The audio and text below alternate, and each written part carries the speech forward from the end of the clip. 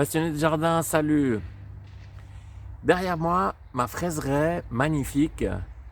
Et je te propose de voir dans cette vidéo les 5 facteurs de réussite de ces fraises.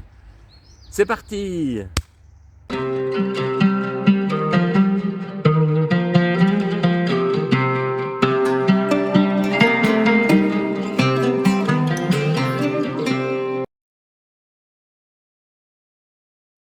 Afin d'accueillir la permaculture, il lui faut une structure.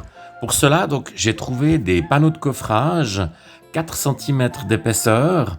Donc ça va résister vraiment dans le temps. Ils font 40 cm de hauteur et 4 mètres de longueur. Avec ces panneaux de coffrage, donc, j'ai préparé une zone qui fait grosso modo 10 mètres carrés. Et je vais commencer par mettre tout ce que j'ai en termes de matière, que ce soit carboné, donc branches, des restes de topinambour et tout ça, que je vais mettre au fond de mon bac de culture.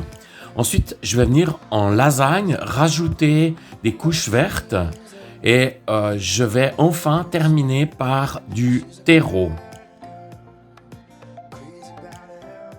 Alors voilà, on a donc placé le terreau et on est en train maintenant de mettre le voile horticole polyfraise. Donc 11 trous au mètre carré. Je vous mets le lien aussi dans la vidéo. Il ne restera plus qu'à plotter les fraises. C'est extrêmement simple. Avec mon plottoir ici, je vais faire un trou. Ensuite, un peu d'eau. C'est vraiment important de bien arroser le trou. Ensuite, je place le planton avec les 2 doigts et je mets juste un peu de terre dessus. Voilà, c'est terminé. Quelques mois plus tard, la nature nous offre un véritable cadeau, les stolons. Les stolons, c'est des mini-fraisiers produits par la fraise mère. C'est génétiquement exactement le même cultivar.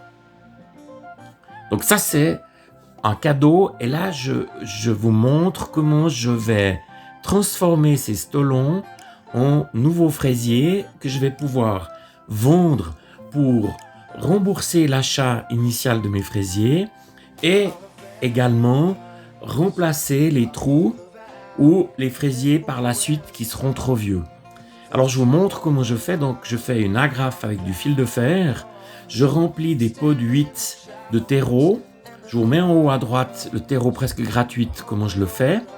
Ensuite je viens faire un petit trou avec le doigt, je mets mon stolon avec les 2 agrafes et je vais laisser à peu près 1 mois à l'air libre comme ça. Et je vais avoir un tissu racinaire qui se forme sous le stolon. Et ça sera le moment à ce moment-là de couper le lien avec la mère. Et j'aurai un nouveau fraisier. Au niveau de l'entretien, c'est très simple. Donc au printemps, au début du printemps, je viens rajouter sous la bâche horticole professionnelle du terreau. Je viens combler les trous.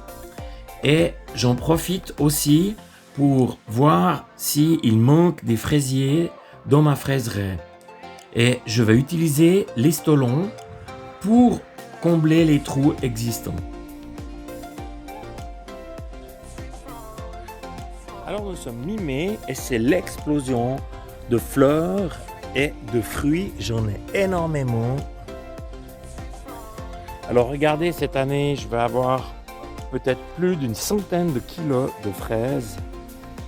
Donc là, avec les stolons, j'ai 66 plantons. Et regardez, ça commence déjà à rougir.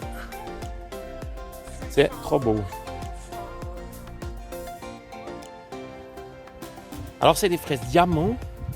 C'est des fraises exceptionnelles qui sont grandes avec un goût génial, un goût de fraises des bois. C'est vraiment le top. Et regardez ces fleurs comme c'est magnifique.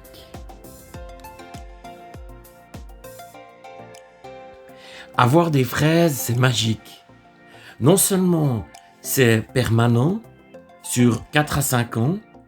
Mais en plus, au travers des stolons, donc cela permet de compléter et de rafraîchir sa fraiseraie.